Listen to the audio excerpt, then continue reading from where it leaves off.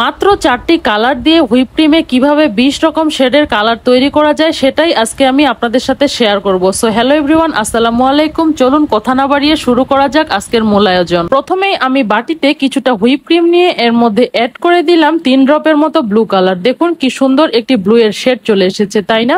এই ব্লু কালারের মধ্যে এখন আমি কিছুটা পরিমাণে রেড কালার অ্যাড করে দিলাম, আর রেড কালার অ্যাড করে এটা মিক্স করলেই দেখুন সুন্দর একটি অ্যাশ বা সুরমা টাইপের কালার চলে এসেছে। এই কালারটি কিন্তু খুব সুন্দর। সুরমা কালারের সঙ্গে এবার আমি অ্যাড করে দিলাম কিছুটা পরিমাণে ইয়েলো কালার। দেখুন ইয়েলো কালার দেওয়ার সঙ্গে সঙ্গেই কিন্তু প্যারট গ্রিন একটি কালার তৈরি হয়ে গেল। আবারও হুইপ ক্রিমের মধ্যে আমি রেড কালার সামান্য পরিমাণে দিয়ে নিলাম। দেখুন রেড কালারটা মিক্স করার সঙ্গে সঙ্গেই কিন্তু বেবি পিঙ্ক টাইপের একটি কালার চলে এসেছে। কালারটি কিন্তু সামনাসামনি অনেক বেশি জোস ছিল। দেখুন কি সুন্দর কালারটি, তাই না? একদম আই সুদিং একটি কালার। এবার এই রেডের মধ্যে আমি আরো কিছুটা পরিমাণে রেড এবং ইয়েলো কালার মিক্স করে নিলাম। রেড এবং ইয়েলোর এই মিশ্রণটা করার সঙ্গে সঙ্গেই কিন্তু দেখুন একটি সিবিট টাইপের কালার রেডি হয়ে গিয়েছে।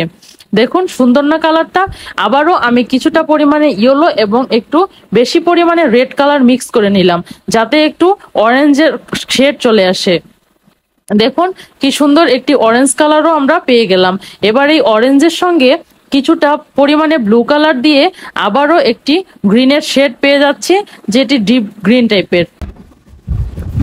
দেখতেই পাচ্ছেন সুন্দর একটি গ্রিন কালার। ক্রিমটা যেহেতু আমার কমে গিয়েছে তাই আরেকটু ক্রিম দিয়ে আমি এবার অ্যাড করে নিলাম কিছুটা পরিমাণে রেড কালার।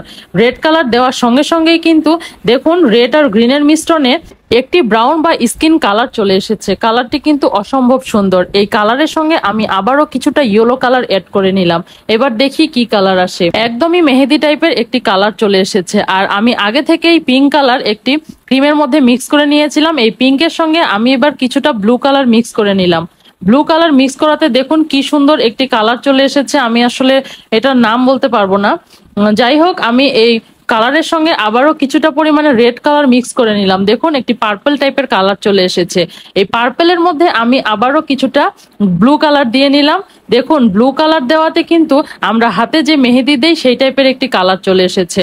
আমি আবারও একটি বাটির মধ্যে কিছুটা হুইপ ক্রিমের মধ্যে ইয়েলো এবং ব্লু কালার মিক্স করে নিলাম। দেখুন কি সুন্দর একটি পেস্টাল টাইপের কালার চলে এসেছে, তাই না? এই পেস্টাল কালারটা কিন্তু আপনারা সচরাচর রেডিমেড কিনতে পাবেন না।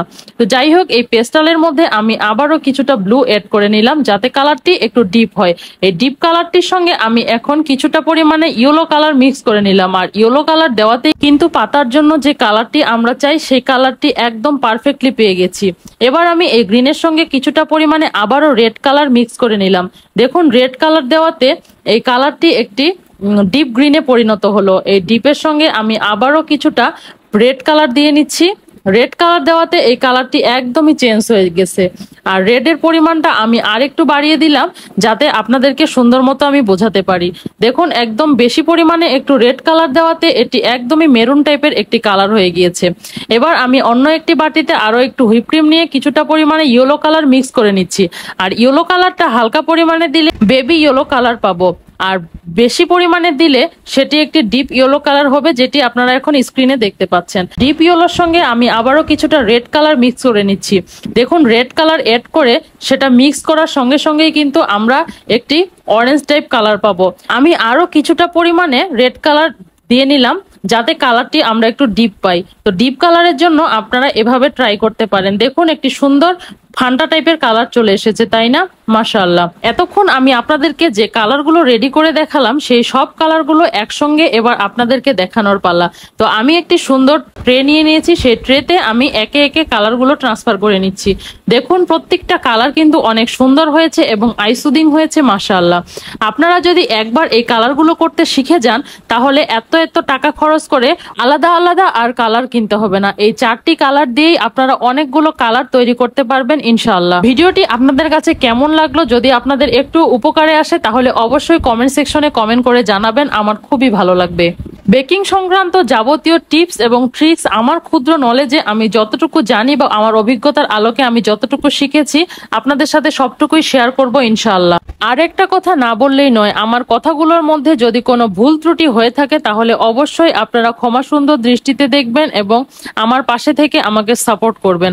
আমার এবং আমার ফ্যামিলির জন্য দোয়া রাখবেন। সবাই অনেক বেশি ভালো থাকবেন, সুস্থ থাকবেন। ততক্ষণ পর্যন্ত টিল দেন, আল্লাহ হাফেজ।